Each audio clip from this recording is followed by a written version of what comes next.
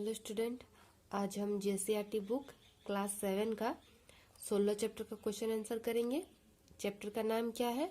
तुम कल्पना करो। और इनके लेखक कौन है?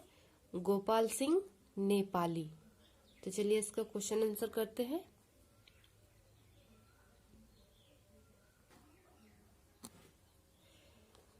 पहला नंबर क्या है?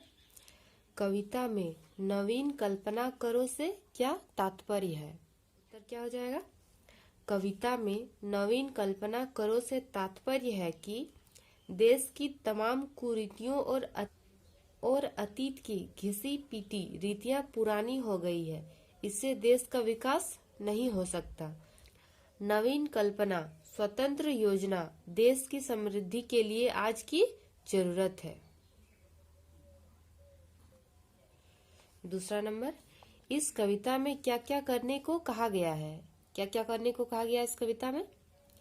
इस कविता में राष्ट्र निर्माण हेतु नई कल्पना करने को, गुलामी की बेड़ी तोड़ने का उपाय सोचने को, दास्ता से मुक्ति हेतु उपाय सोचने और देशवासियों को प्रोत्साहित करने को कहा गया है। 3 नंबर, कविता में ऐसा क्यों कहा गया है कि समाज की तमाम नीतियां और मनुष्य की अतीत रीतियां घिस गई है? क्यों कहा गया है? समाज की तमाम नीतियां और मनुष्य की अतीत रीतियां घिस गई है। कविता में ऐसा इसीलिए कहा गया है कि पुरातन बातें अब घिस चुकी है।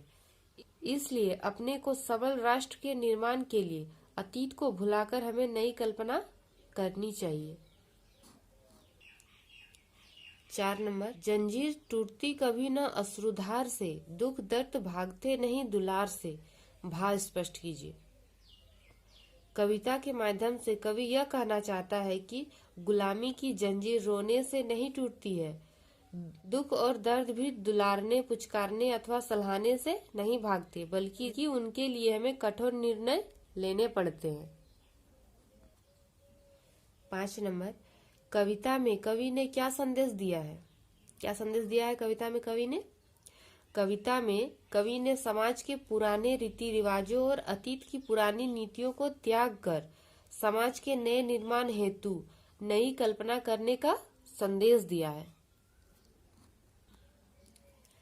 6 नंबर और इस चैप्टर का लास्ट क्वेश्चन, कविता में किशोर कामना की बात क्यों कही गई है? क्यों कही गई है?